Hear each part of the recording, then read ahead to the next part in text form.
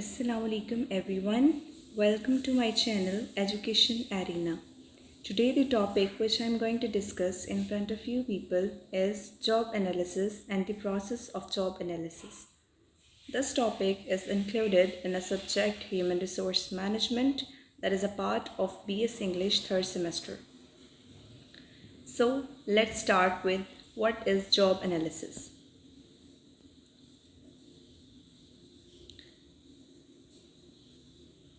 Job analysis is basically a process of gathering and analyzing the information about.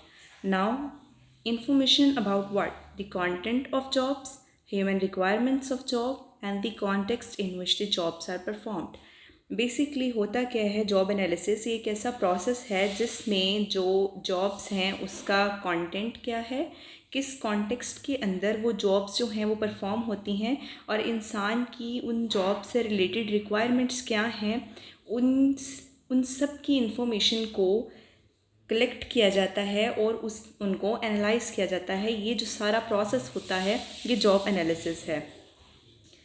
Secondly हम कह सकते हैं कि जॉब एनालिसिस जो है वो एक प्रोसीजर है for determining the duties and skill.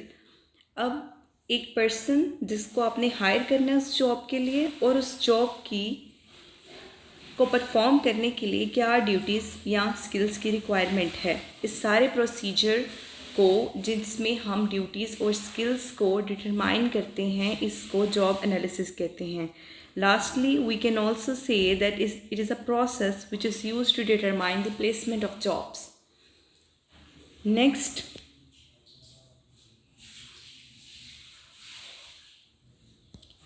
we'll move toward the process of job analysis. Basically, as we see here, that there are 5 steps in the process of job analysis. First one is defining objectives. Second one is preparing job analysis. Third one is performing job analysis. Fourth one is designing job descriptions. Fifth one is controlling job descriptions and job specifications.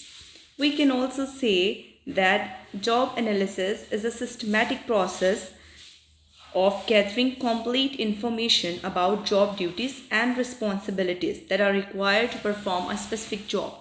एक specific job करने के लिए जो duties या जो responsibilities हैं उनसे related जो इन्फॉर्मेशन होती है उसको कंप्लीट इन्फॉर्मेशन को गैदर करना और उसको एनालाइज करना, उसका जो सिस्टमेटिक प्रोसेस होता है उसको हम जॉब एनालिसिस कहते हैं. Next I would like to move toward the steps in the process of job analysis and one by one I will explain in detail the steps in the process of job analysis. So the first step is defining the objectives. As we know that before the process of job analysis, the first step is to define some of the objectives, to set some of the objectives. क्या होता है कि इस process को जब आप start करते हैं तो सबसे पहले आप कुछ ऑब्जेक्टिव्स जो हैं उनको सेट करते हैं, आप कुछ ऑब्जेक्टिव्स को डिज़ाइन करते हैं. ठीक है, अब उनके अंदर कौन कौन से मेन ऑब्जेक्टिव्स हैं. सबसे पहला तो आप जॉब डिस्क्रिप्शन जो होती है, फॉर एग्जांपल जॉब डिस्क्रिप्शन क्या है, उस जॉब को करने के लिए उस जॉब पे आपको कौन कौन सी ड्यूटीज़ जो हैं, कौन कौन सी आपकी स्किल्स हैं, क्या आपको रिस्पॉन्सिबिलिटीज़ होंगी. ठीक है, उस जॉब को करते हुए वो सारी जॉब डिस्क्रिप्शन होती है. सबसे पहले तो आप उसको रीडिज़ाइन करना, ये एक ऑब्जेक्टिव होता है. ठीक है, सेकेंडली जो कॉम्पेंसेशन प्रोग्राम होता है उसको रिवाइज़ किया जाता है. ऑर्गेनाइजेशन का जो स्ट्रक्चर है उसे चेंज करना इस चीज़ का ऑब्जेक्टिव होता है.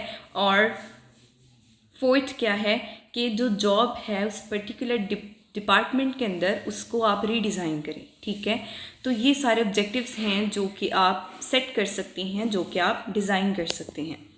उसके बाद सेकंड जो स्टेप है इसके अंदर वो ये है कि जॉब एनालिसिस को प्रिपेयर किया जाता है. अब इसमें क्या है कि जब आप डिफ़ाइन कर लेते हैं ऑब्जेक्टिव्स को, ठीक है, तो नेक्स्ट स्टेप क्या होता है कि जिस जॉब को आपने एनालाइज करना है। अब उस जॉब को आपने पहले सिलेक्ट करना है, क्योंकि डिफरेंट तरह की जॉब्स होती हैं और मोस्ट कॉमन जो जॉब्स हैं वो 3 हैं। उसमें क्लैरिकल जॉब है, मैनेजरियल जॉब है, डिवीजन स्पेसिफिक जॉब है। ठीक है, तो एक बार तो आपने ऑब्जेक्टिव सेट कर लिया, ऑब्जेक्टिव को डिज़ाइन कर लिया। नेक्स्ट स्टेप क्या है कि जिस जॉब को आपने एनालाइज करना है उस जॉब को आप जो है वो सिलेक्ट करते हैं। ठीक है, नेक्स्ट स्टेप जो है उसमें जॉब एनालिसिस को परफॉर्म किया जाता है। अब क्या किया जाता है कि इस स्टेप के अंदर जो जॉब एनालिसिस है उसको स्टार्ट कर दिया जाता है, उसको परफॉर्म करना स्टार्ट कर दिया जाता है। अब स्टेप के अंदर क्या होता है कि स्पेसिफिक टाइम जो है वो अलॉट किया जाता है कि आप जो एम्प्लॉयज़ हैं उनसे इंफॉर्मेशन को कलेक्ट कर लें। ठीक है, अब क्या है कि उनको 3 तरह के मेथड्स हैं जिनसे आप एम्प्लॉयज़ से जो है इंफॉर्मेशन को कलेक्ट कर सकते हैं। ठीक है, फर्स्ट जो मेथड है वो क्वेश्चनेयर मेथड है। इसमें क्या होता है कि आप उनको एक क्वेश्चनेयर देते हैं और उसमें कुछ क्वेश्चंस होते हैं, अकॉर्डिंगली वो अपनी जो उनकी पर्सनल एबिलिटीज़ या स्किल्स होती हैं उसके अकॉर्डिंगली वो उसको सॉल्व करते हैं। तो फिर क्या होता है कि आप लोगों को जो एम्प्लॉयर्स होते हैं उनको पता चल जाता है कि जो एम्प्लॉई है वो किन चीज़ों में महारत रखता है। ठीक है, नेक्स्ट जो है वो ऑब्जर्वेशन मेथड है। इस मेथड के अंदर क्या किया जाता है कि आप जो है अपने एम्प्लॉयज़ को कुछ स्पेसिफिक टास्क जो हैं वो असाइन करते हैं और फिर उनको उन टास्क को परफॉर्म करते हो, आप उनको ऑब्जर्व करते हैं और फिर आप देख लेते हैं कि इनमें कौन सी एबिलिटीज़ हैं। जो थर्ड मेथड है वो इंटरव्यू मेथड है और इस मेथड के अंदर क्या किया जाता है कि उनका इंटरव्यू लिया जाता है, उनसे स्पेसिफिक क्वेश्चन आंसर किए जाते हैं और अकॉर्डिंगली उनकी पर्सनैलिटी को और उनकी जो एबिलिटीज स्किल्स हैं कि जॉब को अच्छी तरह से कर सकते हैं कि नहीं, उस चीज़ को जो है वो देखा जाता है। एक बार जब आप इंफॉर्मेशन कलेक्ट कर लेते हैं तो उस डिपार्टमेंट या डिवीजन की बेसिस के ऊपर उसको सॉर्ट आउट किया जाता है। ठीक है, नेक्स्ट और फोर्थ स्टेप जो है वो ये है कि जॉब डिस्क्रिप्शन और जॉब स्पेसिफिकेशन को डिज़ाइन किया जाता है। अब इसके अंदर क्या होता है, बेसिकली मैं पहले दोनों में डिफरेंस बता दूं। जॉब डिस्क्रिप्शन क्या है कि उस जॉब के ऊपर आपकी ड्यूटीज़ क्या हैं, आपकी रिस्पॉन्सिबिलिटीज़ क्या हैं, क्या वर्क आपने परफॉर्म। जॉब स्पेसिफिकेशन क्या होती है कि उस जॉब को करने के लिए आपके पास कौन कौन सी स्किल्स होनी चाहिए, आपकी एजुकेशन क्या होनी चाहिए। ठीक है, मतलब जॉब डिस्क्रिप्शन उस जॉब से रिलेटेड होती है और जॉब स्पेसिफिकेशन आपसे रिलेटेड होती है कि आपके पास कौन कौन सी स्किल्स, आप में कौन कौन सी एबिलिटीज़, आपकी एजुकेशन का लेवल जो है वो चीज़ें सब कुछ जो है इसके अंदर इन्वॉल्व होता है। इस स्टेप के अंदर सबसे पहले एक ड्राफ्ट प्रिपेयर किया जाता है जॉब स्पेसिफिकेशंस का और जॉब डिस्क्रिप्शन का। अब सारी इन्फॉर्मेशन करने के बाद आप देखते हैं कि कौन कौन सी इन्फॉर्मेशन इसमें जो है वो चेंज करना चाहते हैं आप, तो उसको आप एक पेपर के ऊपर नोट डाउन कर लेते हैं। और एक बार जब ये ड्राफ्ट रेडी हो जाता है, जो मैनेजर्स हैं, जो सुपरवाइज़र्स हैं, उनके सामने एक बार इसको प्रेजेंट किया जाता है। ठीक है, इसके बाद जो लास्ट स्टेप है वो ये है कि जो जॉब डिस्क्रिप्शंस हैं और जो जॉब स्पेसिफिकेशंस हैं उनको कंट्रोल किया जाता है। ठीक है, ये लास्ट स्टेप है बेसिकली। और इसके अंदर होता क्या है कि जो जॉब डिस्क्रिप्शंस आपने लिखी हैं या जो जॉब स्पेसिफिकेशंस आपने जिनका ड्राफ्ट बनाया है उनको कंट्रोल किया जाता है।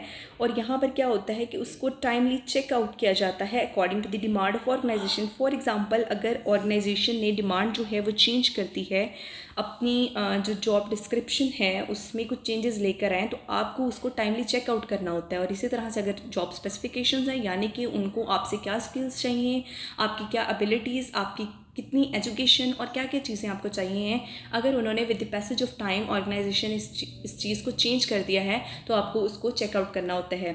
सो ये सारे स्टेप्स जो हैं ये इंक्लूडेड हैं जॉब एनालिसिस के प्रोसेस के अंदर। होपफुली आपको समझ आ गई होगी। Thank you so much.